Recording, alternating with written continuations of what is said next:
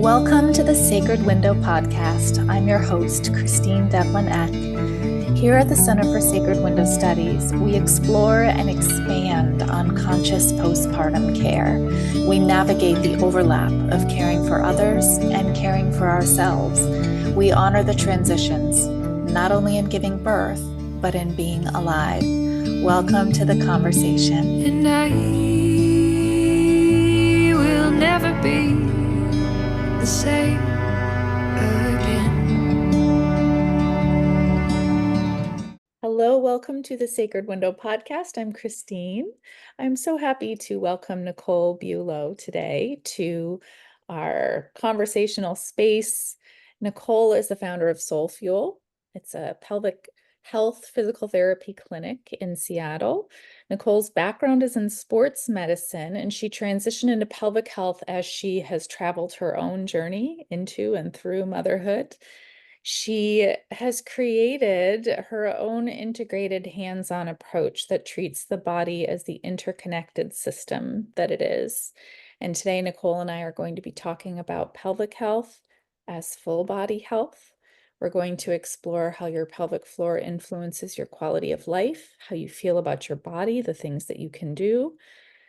And we're also going to discuss how our body influences the state of our pelvic health, which I'm excited to hear more about from Nicole.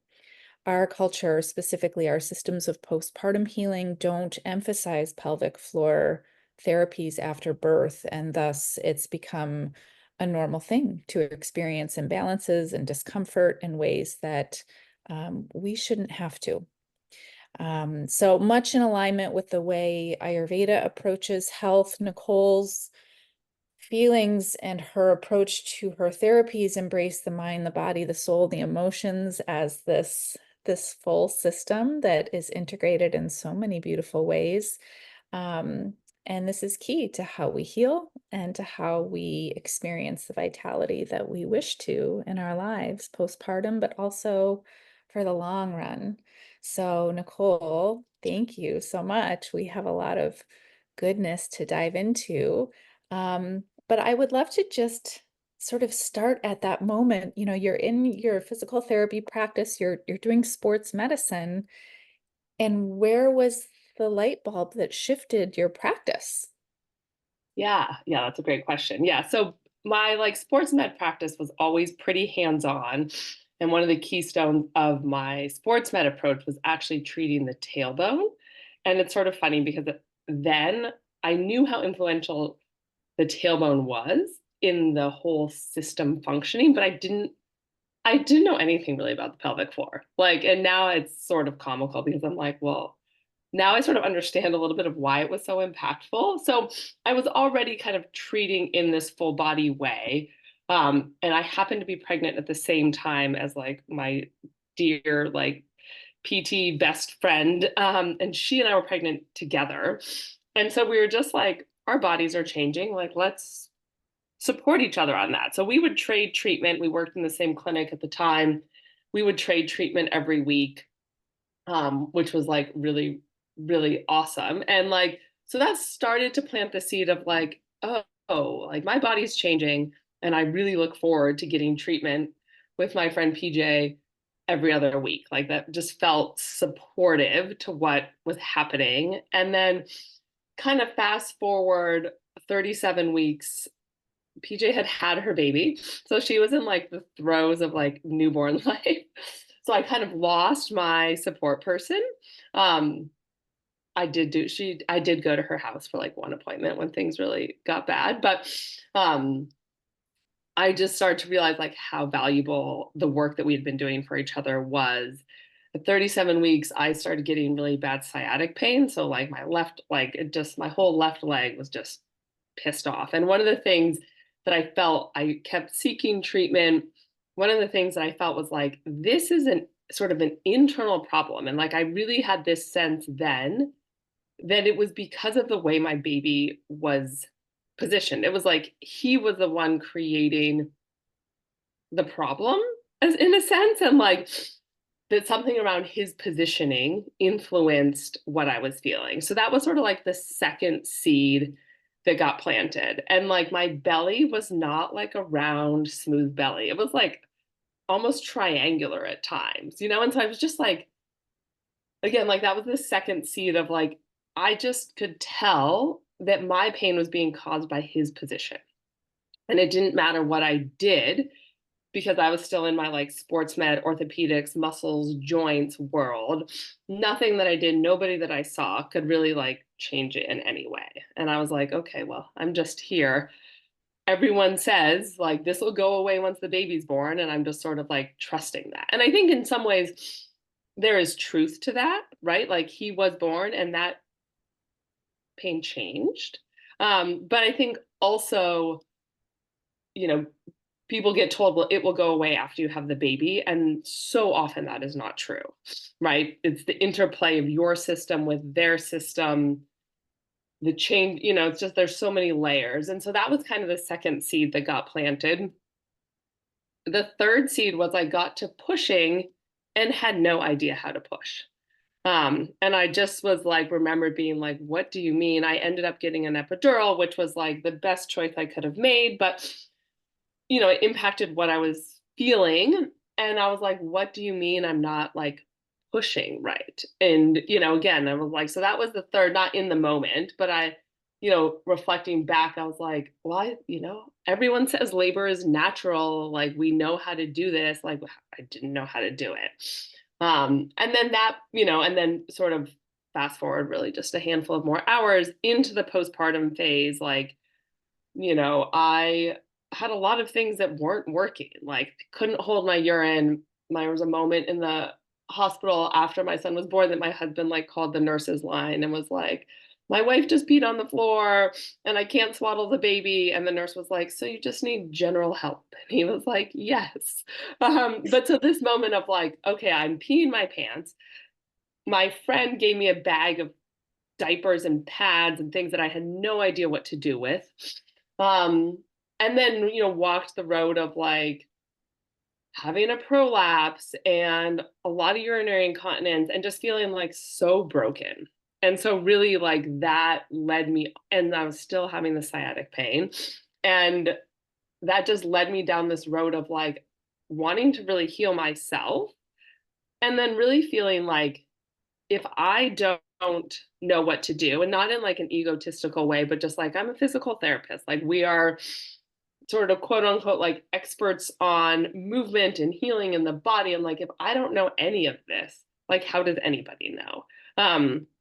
And now that I'm in this space, like I'm like, oh, there's so many resources, but I feel like a lot of these resources don't often get to the people that need them because they don't, you know, so much of pregnancy and even postpartum is like you don't know what you don't know. And so like how can I help get that there. So those were like all of the little ones, but my postpartum experience in particular was like, how do I heal myself and really how do I support people to not have the experience that I had in otherwise like a pretty like healthy, supported pregnancy, you know? So that's sort of a long answer to your question, but that is ultimately how I got there. And the more, you know, so like so much stuff, the more I learned, the more I realized how much I didn't know.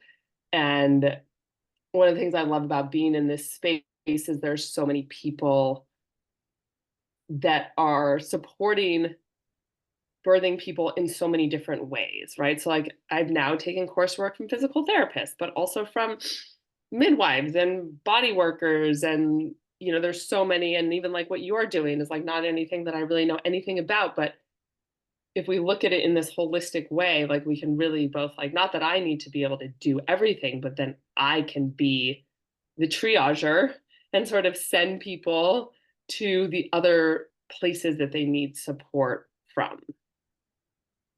It's so inspiring to me to see people go through something hard and say, wait a minute,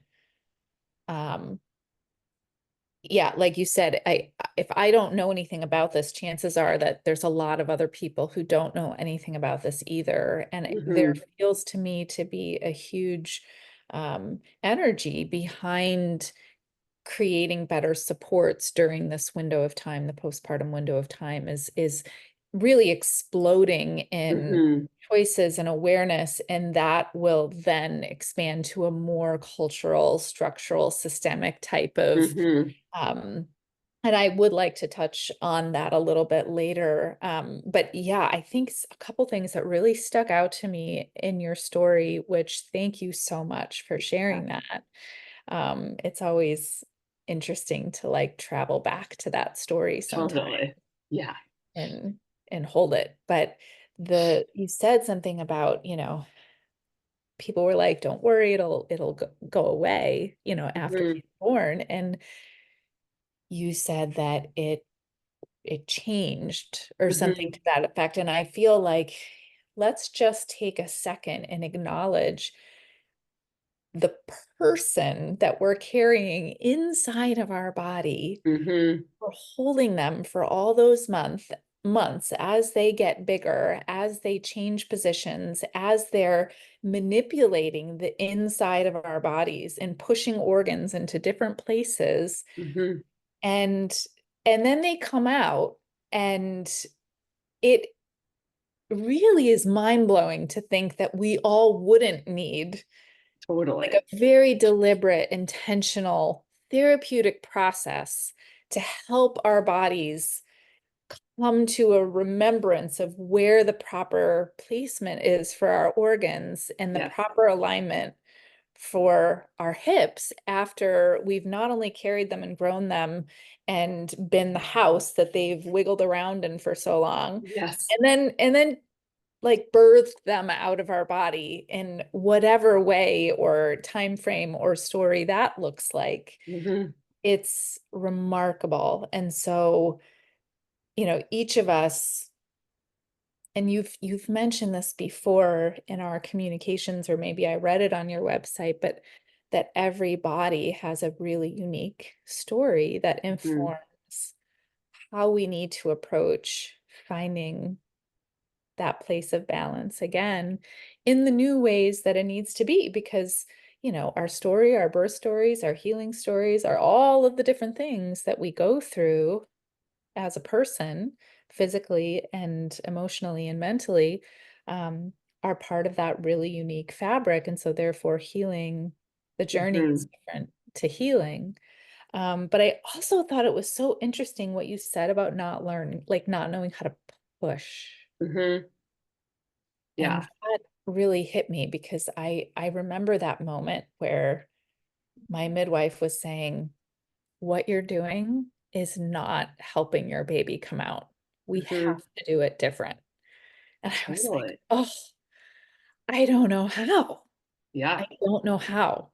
And so I had to do that too, of like learn and like really, really connect out of my fear and out of my like primal space and like really get into my pelvis Totally. Yeah. and all of the muscles and like listen really, really closely to what Mm-hmm. my pelvis was saying to help me push effectively. And yeah, that's intense. Yeah. And I think that's like this great, I mean, this is why I like love pregnancy treatment first. Like, I love that there's more and more awareness and support of like postpartum care, so important. But if we can support people during pregnancy, the postpartum, the need isn't the same because of some of these things, right? Like, I think there's this, we've more or less spent our entire lives being disconnected from our pelvic space, both on like, you know, outside of like, I mean, hopefully you've had like sexual pleasure, but outside of that, there are many people that haven't. And then outside of that, we are so disconnected from our pelvis, from our pelvic floor. And then we've been trained and taught that like being skinny is like important. And so ultimately, most women spend a good portion of their life like sucking their belly in, which means that you are both holding your breath and tensioning your pelvic floor. And so if you spent your whole life doing that, like the job of the pelvic floor in birth is to actually get out of the way and lengthen and relax. And we still have like OBs and midwives and like well-intentioned people like telling people to do Kegels. And of course, there's a place for like doing Kegels, but pregnancy and birth prep is like not the place for that. And so then all of a sudden we get to labor and we actually have no idea how to lengthen and relax our pelvic floor. And then we tie into that the emotional state. And like if you're not feeling safe or you're in a flight or fight or stress response, which often happens, that's just going to do the opposite of what we want our pelvic floors to do. And, it's always amazing to me. Like some women come in and I'm like, okay, we're going to go over pushing practice today. And like, I have my hand internally, I'm feeling the muscles of the pelvic floor. And some people just like get it, and I'm like, great, this is it, you got it. But and then lots of other people are like, no, what you're actually doing is contracting and lifting, which I think is what I was probably doing. I wasn't lengthening and relaxing. And the like relief that I see on people's faces when they're like, oh, that is what it feels like in my body. We spend so much time in our minds. We do hypnobirthing, we do all these other classes that are about controlling our nervous system, which is important. But you could have the most calm Zen nervous system. But if you don't know how to like straighten your elbow, you're not going to be able to straighten your elbow. Just like if you don't know what it feels like in your body to lengthen and relax and sort of yield to the baby, then it's just not going to happen. And like I think there is this great, yes, the body is designed to birth babies, but what it's not designed to do is to live in our culture ultimately, right? Like we're not designed to, if we were squatting in the field all day, then like our pelvic floor would be more pliable and reliant. And we don't need to go back to squatting all day, but we do need to acknowledge that our current lifestyle doesn't match the automatic, reflexive things that happen during birth. And I think that's sort of where this mismatch happens for a lot of people is like, because that story's out there that like, how to birth a baby. And it's like, you do. And back to sort of what you said, like your body has a history. If you've been in a car accident, if you've had abdominal surgery, if you've fallen on your tail, I mean, the list is endless. Your body has a history, and maybe that body doesn't know how to yield and open for birth. And that's so much of where I think the pregnancy support is so valuable, but in a physical, hands-on body work way, partnered with all the other good, like mental and nervous system and knowledge acquisition that goes on. I really love that. I think that it's another one of those things that really like lengthens the line of like, okay, this is my birth support, this is my pregnancy support, this is my postpartum, and really it's continuous. So I mean, I've actually been having a few conversations recently about preparedness and like starting things way before postpartum. And I really I'm curious about what it could look like for people who do the work you're doing to really be partnering with midwifery practices. And there's, Yeah. this just much more rounded picture of support and preparation than so many of us experience now. Yeah, totally. Yeah. Yeah. I think that like the body work piece, I think I really believe is this like missing link to, I don't know, smoother births and, more efficient postpartum. And yes, I mean, the teamwork is, I don't know, in my house, we've got my kids saying like teamwork makes the dream work. Yeah. My like 4-year-old is really like latched onto it, which is really cute. But I mean, it's so true, right? If we could actually partner with your birth team and I could say like, hey, this person's left side of their sacrum is stuck and we can't get it moving and I'm not sure why, but let's take that knowledge and information into the birth because that influences baby's position, that influences the positions that maybe a doula recommends. And I have these conversations with my clients, but the game of telephone doesn't always work, and so Right. one of my mentors was like, I just put an X on people's like sacrums, like, on their low back, like where I want someone to push, and I'm like, well, that works, but only if you see the person like right before they go into labor, so Right. yes, I think if we could, like so much, but if we could really partner with people, one of the midwives, Rachel Shapiro, who I've learned a lot from, she's a midwife, and part of how she got to where she is now is she like does body work during labor. When someone gets stuck, she's like doing body work during labor. And I'm like, that would be maybe in some future time when I don't have little kids at home and can be available for birth. Like, how powerful is that? Yeah. Amazing. Really amazing.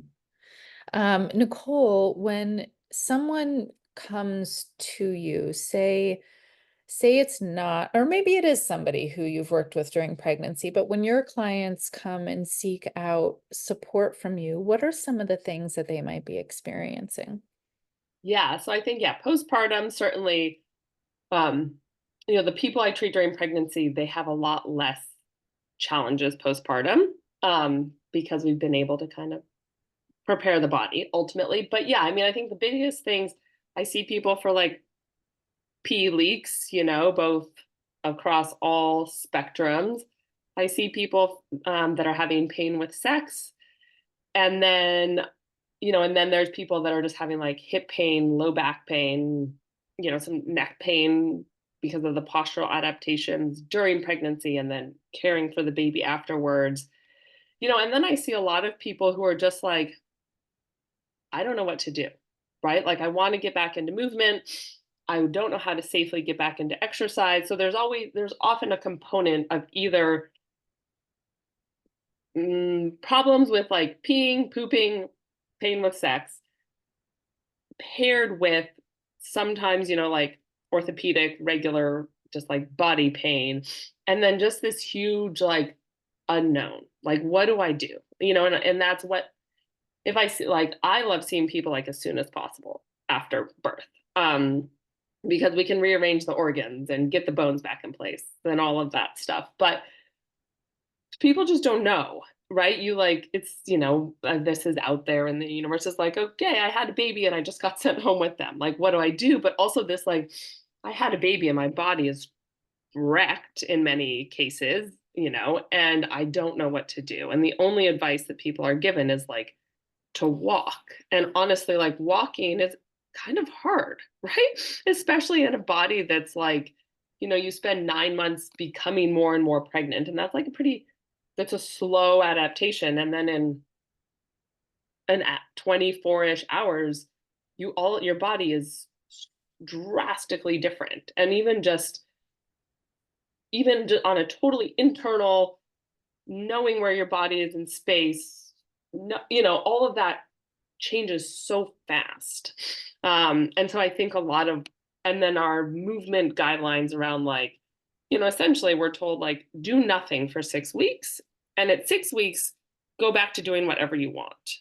And like, this is what like fires me up a little bit. We know, one of the many things from the orthopedic sports med world, that just like doesn't make sense. If you had like a really bad ankle sprain, the doctor wouldn't be like, do nothing for 6 weeks and then, yeah, go back to marathon training or whatever it was that you were doing before, right? But that's ultimately what we're being told. And we know from like lots of really well established research that when you are immobile for 2 weeks, your muscles start to atrophy. So like, that's not helpful. Like, okay, you're not doing nothing. Let's be clear in this phase. But, and then we also know that like sleep deprivation impacts healing timelines and nutrition impacts healing timelines. And so much of like the Ayurveda work that you're doing, like when those things are out of balance, that impacts healing timelines. And we also know if you do nothing for 6 weeks, you are not ready to go back to doing everything at 6 weeks. So I really wish that where we started was like, you can start quote unquote exercising on day one. But that doesn't look like running the marathon. That looks like, let's breathe, let's reconnect into our muscles, let's just like move and see what things feel like. And let's take these first 6 weeks to start to reconnect to our body, to, even though a lot of what I do in the clinic is like hands-on body work to help bring the bones of the pelvis and the organs back into place, you can do some of that work on your own. Like you can massage your own belly. You can do some cat cow, like we create this fear of movement in the first 6 weeks, and then we give like the all clear. And I think that 6 weeks is so critical for setting you up for like feeling good in your body, right? And I am a big believer of the first 2 weeks, like you should just rest, right? Let's breathe, let's move gently, but that is a time for rest. Let's like nourish and sleep because those things are important for healing. But let's be intentional about what rest means, and like and also like, and then let's start to build our core and our hips, and let's move our spine so that our neck and our shoulders don't hurt because we're carrying and feeding a baby, right? And so, how do we then take that so that at 6 weeks, maybe you are ready to start into something else, but it's not really starting because you've already begun. And let's just take really the first 6 months to rebuild your body. Like it's changed and it's going to forever be changed, but let's redraw that map internally of what's going on in our system. So I think like that, and so that's like so much of the conversation that I have with people. And I think it's so much of the conversation that's not happening around movement and exercise, and all of these things will help your belly look different, but and you whatever with whatever weight, and like that all matters to people. But if you feel good in your body, sometimes those other things don't matter as much. So like how can we support that from the beginning, really? I love that so much. And that's something that, in all of my postpartum training, birth doula training, and then Ayurveda training and Ayurvedic postpartum training, we didn't actually emphasize how simple movements during those first 6 weeks actually facilitate Mm-hmm. healing as well. The focus, I mean, is certainly on body work and nutrition and herbal support and rest and routines, and all of those things are working Mm-hmm. towards it. But and for me, as a person who was not an athlete, I do feel like I've been somewhat disconnected from movement in my body and feeling like I had that type of intelligence of knowing Yeah. what to do. And there's also, you know, what I know now from my own experience of being a mom multiple times is that the type of movement that I might have felt really comfortable and confident doing before I gave birth is not the same movement that feels Mm-hmm. good or right or is even effective or even necessarily safe for me to Yeah. be doing in the same way afterwards. And so I just am so excited about the idea of someone experiencing that guidance. And I know that I would have been so benefited by having that type of uh, guidance and support, because that wasn't there. And that was something that I sort of had to figure out on my own. And then like come back 2 years later and been like, oh, that's Yeah. why, or that's why like I'm still not seeing the type of impact that this movement would have on me, before I became pregnant and had a baby. Mm-hmm.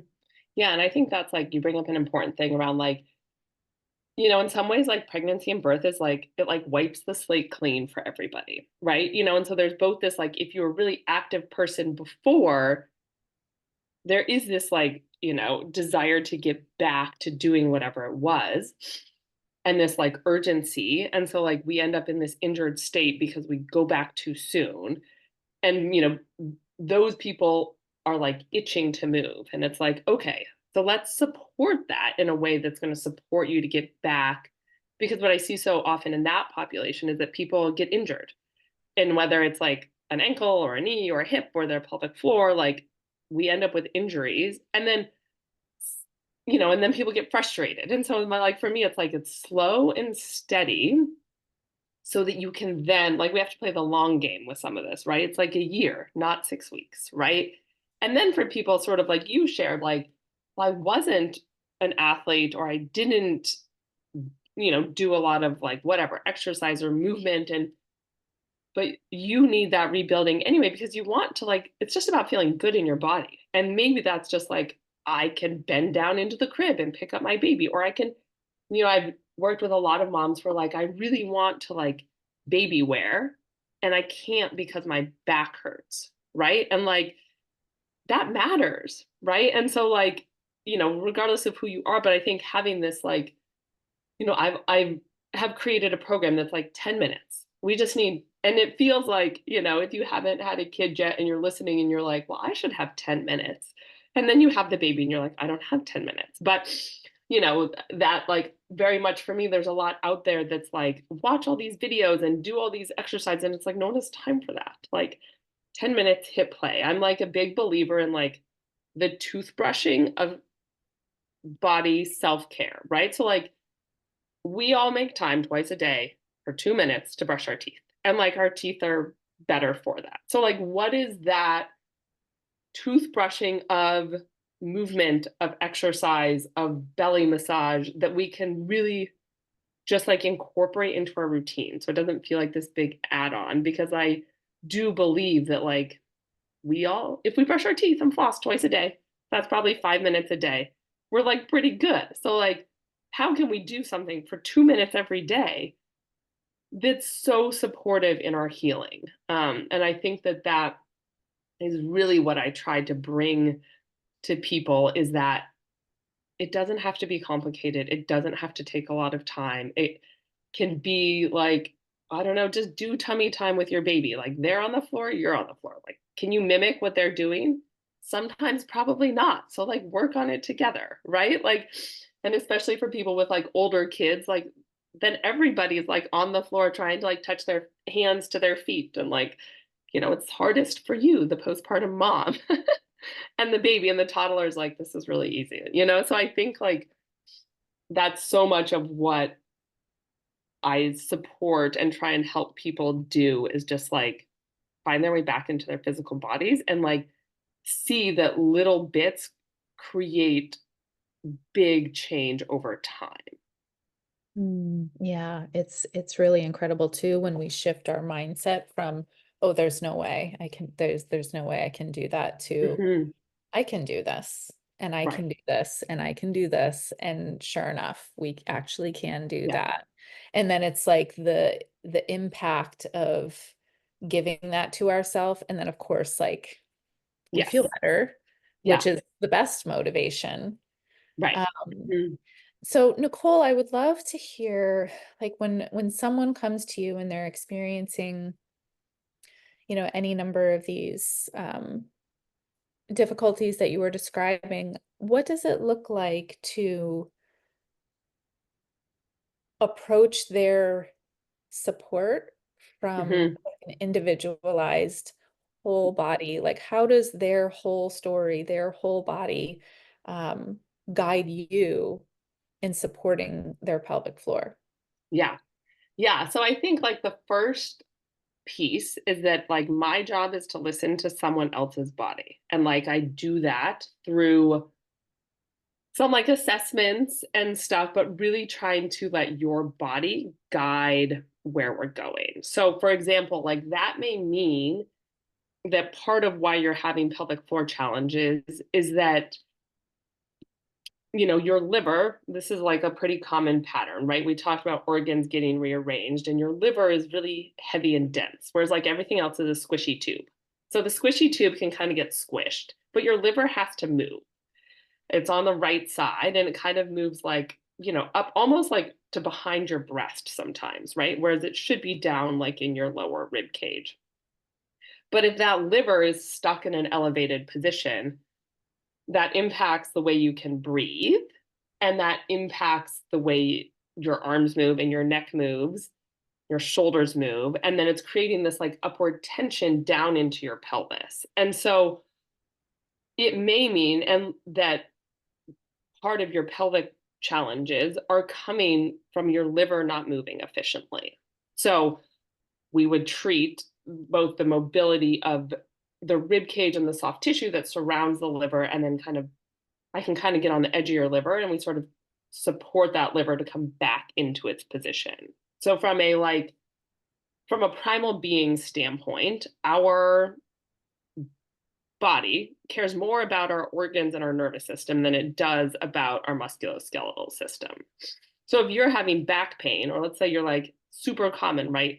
Like low back on one side or the other is painful or sore postpartum. Well, what I need to figure out is there a protective pattern happening? Is your pelvis in that position because it's taking tension off of one of the organs or your nervous system? And nervous system being like the anatomical nervous system. Of course, it's integrated into our like autonomic fight or flight nervous system, but sort of the anatomy of the nervous system. So sometimes that may take me to the liver.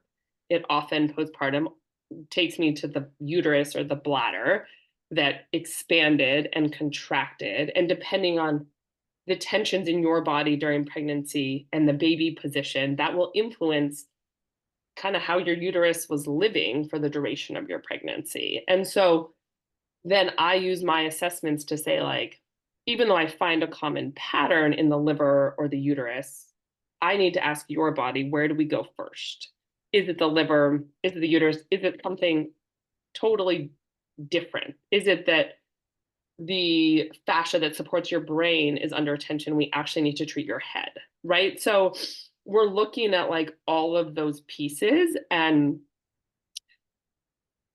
through from a few of my mentors, I have learned how to figure out where your body wants to be treated. Because if I treat where it wants to be treated on a primal being level, then we get great results, and it's like, sure, it's fun for me, but like it's great for you. And then I think what's really important then is that the changes stick, right? Like so much of like what, many PTs do, a lot of chiropractic, massage therapy, it feels good in the moment, but the intervention, the support, the body work doesn't last. And that to me is usually because the body isn't being treated where it wants to be treated. Like we have to, take our own egos out of it and realize that like if we can tune in to the body, it knows what it needs. And like you may, as the like client, may not know. Some people over time and working with me can start to tune in to like where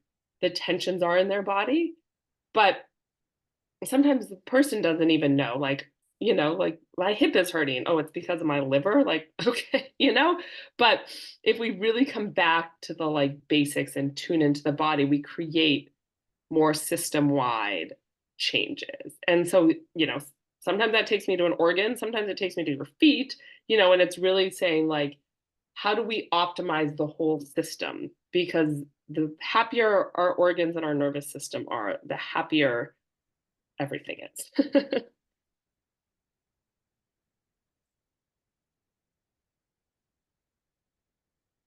Did I freeze?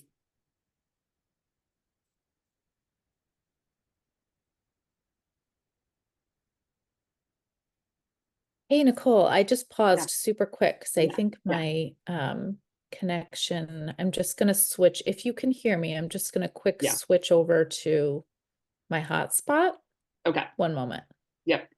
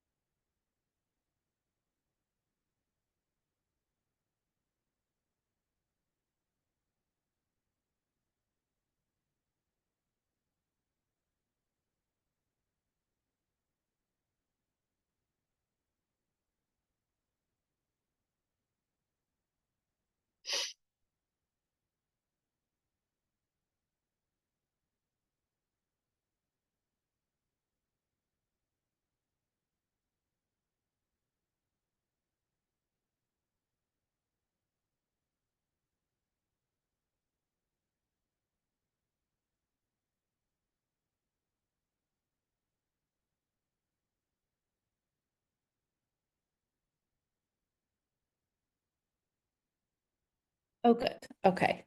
Sorry Yes. about that, Nicole. All good. All Um, good. yeah, so I just want to acknowledge, I'm not exactly sure where we got cut off, but I feel like what I heard you say was really letting the body inform you of Yeah. where it needs to begin. And Yeah. it's, again, as I said at the beginning, so aligned with Yeah. really meeting each family where they are and really Mhm. allowing for each person's unique constitution to be the map by which we create rebalancing. Completely. Yeah. Yeah, Hmm. it's Yeah. amazing. Amazing. Thank you so much for doing that Yeah. world. Yes. Yeah, yeah. So I think one thing that I did want to approach in our conversation is the acknowledgement that so I'm a mom to 4 children, and I have never seen a pelvic floor therapist. Yeah. And it wasn't until after I had my 4th child where I was like, something feels very different. And I went Hmm. and saw a good friend of mine who is a Mayan abdominal massage Hmm. therapist.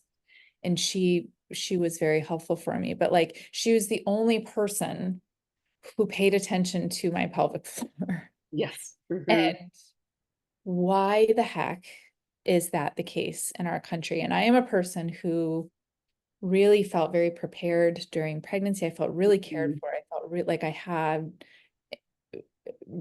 resources and I had options that I know many people in our Hmm. country don't have. And Hmm. yet there's this big gaping hole. And I remember reading a book maybe 6 or 7 years ago, and it was about this French mom, and I'm forgetting the title of it. But anyway, she's an American woman raising her baby in France, and she Hmm. is talking about how everybody goes to see a pelvic floor therapist after they Hmm. give birth, and that's just part of the culture. And in Yep. my, I'm like, oh my gosh, Yeah. why are we as Americans not paying attention to this? And I wondered if Mm. you had thoughts on that. Yeah. I mean, I think there's a lot of layers to it, right? I mean, I think there is the piece of like, OBs in general are trained, they just don't know.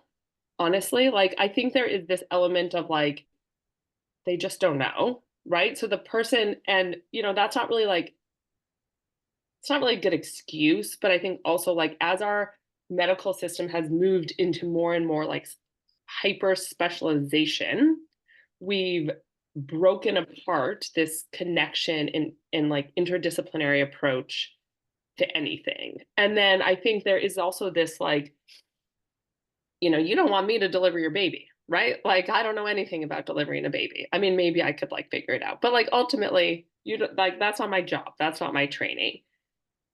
But I think there's so much of like, likewise, you don't want your OB to be the one that's like doing your pelvic floor rehab, right? And so, but then I think there's this like, they have, they just, that's been moved out of their educational system. And even in midwifery, like I think, like I always hope that like, oh, the midwives know better. But I think that they don't, because in some ways I think for so long like they also don't know what they don't know.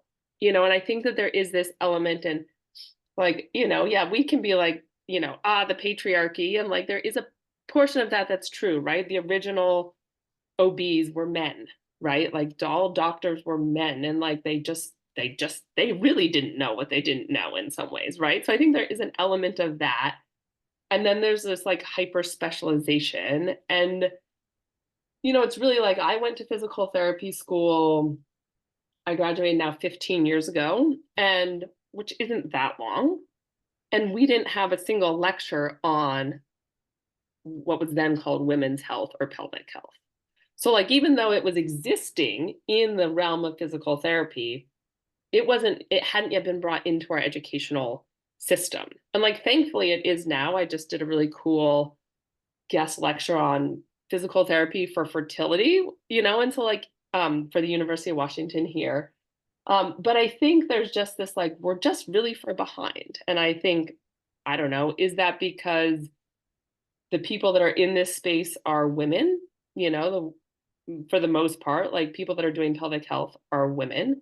And we've been trained to not use our voices and to like keep things hush hush and like not like spread the word. And there is just so much normalization of what happens during pregnancy and postpartum. And I just, there's just so many layers of cultural change that are starting to happen. But I just think, we just don't even know. And if all your friends are peeing their pants, then you're like, well, I guess this is just what happens, right? And we do even suck as women among women to be honest with each other about what we're experiencing, right? Like, again, like that's starting to improve, but we don't even tell each other what's going on for us, right? Like we don't tell our friends like, hey, are you having pain with sex postpartum? I'm having pain. It just doesn't feel the same. Or like, but we're also not helping each other in having those conversations, right? And I think again, that comes back to this like, there's so many layers, this loss of like sisterhood that happens, and the village of raising children, but which is also a village of like mothering together. I think there are just so many pieces that have like removed us from that, and then unfortunately, like it is becoming more and more common, and there's a lot of really great people, but just like everything in our capitalistic society is people are now monetizing pelvic health, right? And you can take, and not to like knock the educational systems because we all have to learn somewhere, but like as a PT, I can go to a weekend course with 40 other people, and then I can say that I offer pelvic health physical therapy. And like, yeah, I can. And there's so much that gets missed in that, right? Like, I wouldn't just take a weekend course and be like, yeah, I can rehab you from an ACL knee surgery. Like, we learned a lot about that in school. And then there's more and more continuing education. And so like, I mainly just want to put this out there that like, if anyone has gone to pelvic floor PT and they feel like they've like failed or it didn't work, it's not you, it is the practitioner. And the person is well meaning and well intentioned, but we have to enter the pelvic space as well with a lot of like respect and acknowledgement of everything that is held in this space, which is physical and it is emotional. And so many of us have experienced trauma in this space. And I think we as practitioners can feed into that trauma loop unintentionally by making people feel like they're not doing it right or they're failing because they're still having problems. And a lot of like bigger corporate PT practices now offer pelvic health because we're talking about it, which is awesome. And that means that you have a lot of people who are less skilled in this space. And so, just like any profession, there are people that are like not very good, and there are people that are like good enough, and then there are people that are like exceptional, right? And like, if you've gone to see somebody, again, like you may really like the person. Most people are like, well, I loved the person that I saw. And I'm like, you can like them as a person. And they're not trying to create harm, but they're just so much, like I said before, like I love being in this space because I've been able to learn from so many different people. But if I've only taken a weekend course, I don't know very much, right? And like there's always a knowledge acquisition that's happening, but I think it's just sometimes it can be hard to navigate. And so I think that like just it's still a new field and an emerging profession, and we're getting there, but like we all need to talk about it too. Like we need to talk to our girlfriends about like the problems that we're having. And like we need to be honest with our like pregnant friend of like, yeah, if after you have a baby, like you can't hold your pee, like I couldn't either. And like here's what I did. Or like, let's find resources together. You know, we need to support each other probably first, and then the medical system will eventually start to catch up. But if we can start, you know, I love podcasts and stuff like this, like even sharing a podcast with someone that you listen to that like resonated with you, maybe someone else needs to hear in your peer circle needs to hear that too. So I think like, yes, we're going to chip away at the medical system and culturally start to shift some of these things, but if we can just start the conversations within our own, if we can be real with other women and like not be ashamed and not be embarrassed, like that, I think will get us all there on an individual level faster. And then that creates the cultural change. Yeah, it's huge. It's huge. And I think something also to add to that that came up for me as I was listening to you is the the shift from like the quick bounce back to acknowledging the extended journey, acknowledging like the incremental Mm-hmm. steps, the idea of rehabilitation as like this journey rather than I went and I did this thing and it's not working and Mm-hmm. I'm frustrated about it and I'm a failure about it. Right. We took us a long time to build up to the ways that our body is like holding and protecting and Mm-hmm. supporting us. And so the unwinding when it needs to happen needs to take the Mm-hmm. time that it needs to take to happen. Totally. And like, you know, it's this great irony, right? If anyone knows anyone who's had a surgery or, you know, had a big like orthopedic injury, there would be, if you like were going to see a PT for your knee and you were like, I'm not getting any better, or like back pain, right? People who've been in back pain, they don't just like see one person and if they're not getting better are like, well, I guess I'm never going to get better. You know, they're like, well, who else can I see?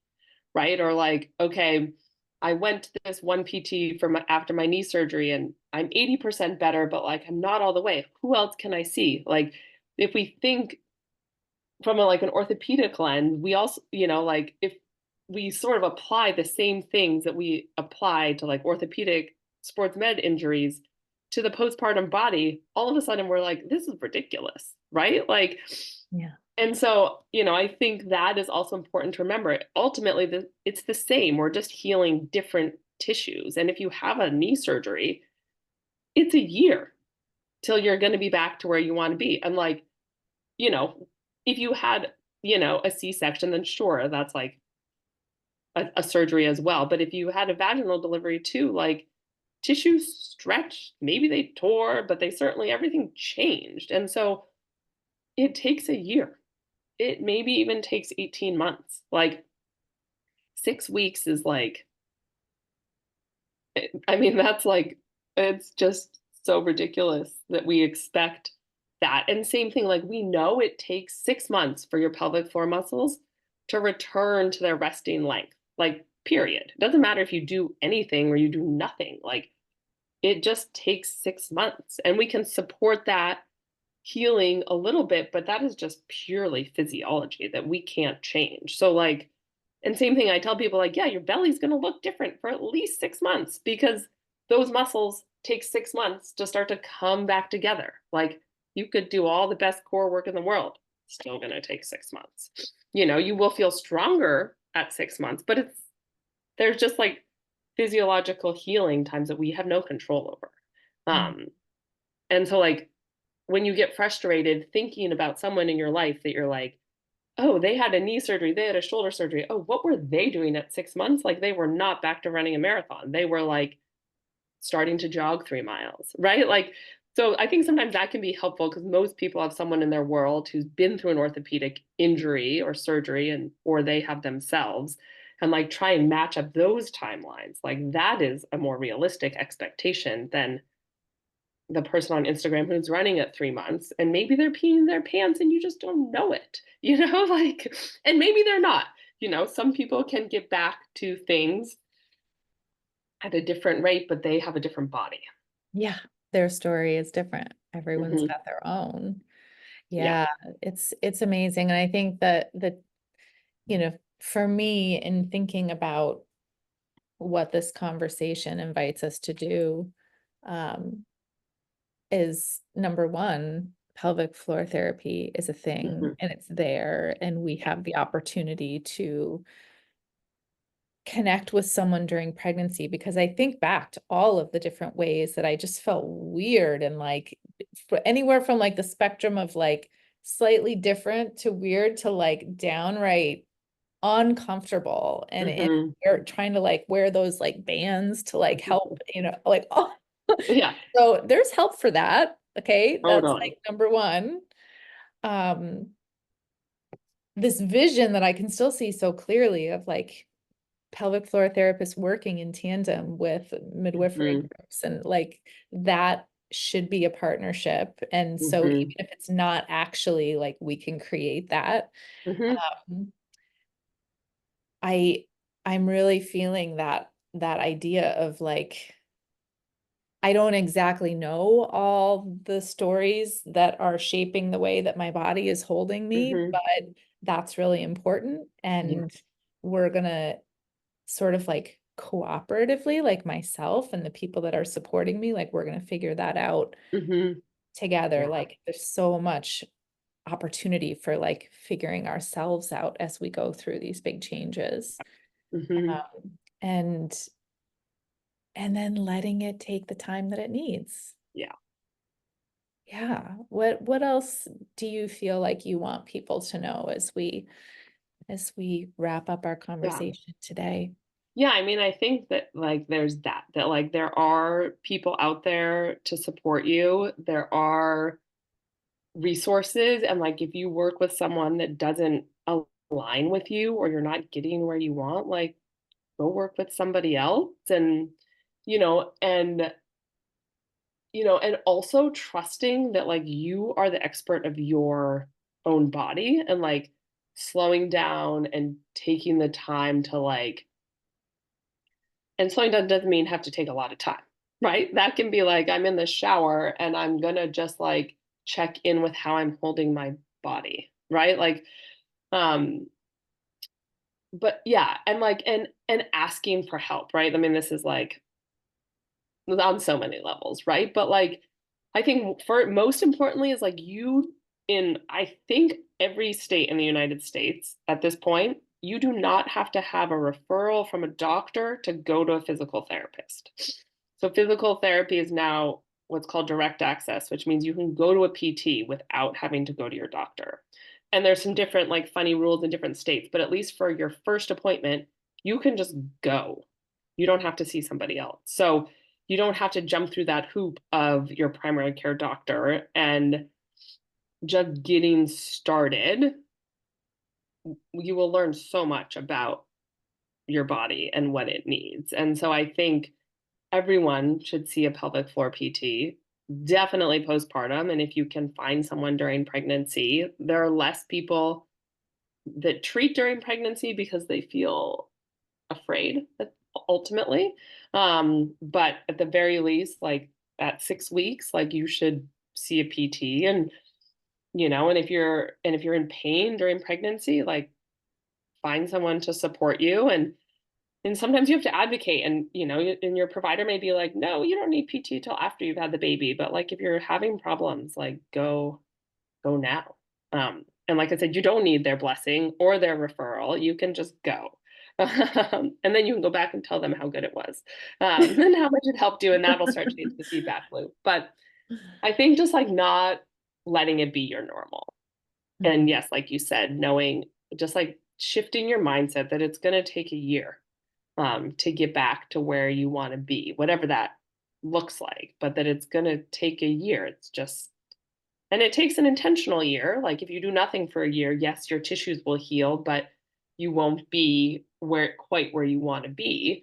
Um, but it also doesn't have to be a lot, right? It doesn't have to be a gym membership. It can be 10 minutes in your pajamas. Like I do my exercise routine in my pajamas without my shoes on a yoga mat. And it's 20 minutes because that's what I have time for, but now I can do the things that I want to do because of that little bit every day. Hmm. It's beautiful. It's inspiring. I'm really happy to learn more about this, as it's something that, again, like I do feel has been missing from the conversation, Yeah. and particularly how it aligns with more holistic and traditional practices such as Ayurveda. Yeah.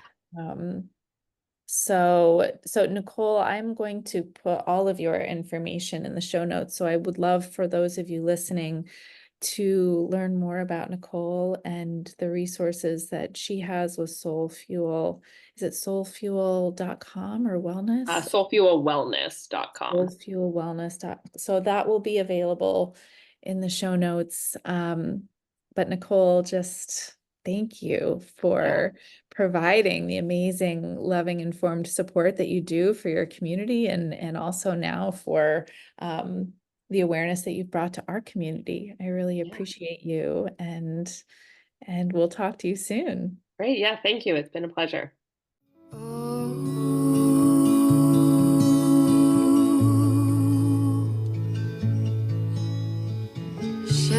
Shanti, Shanti.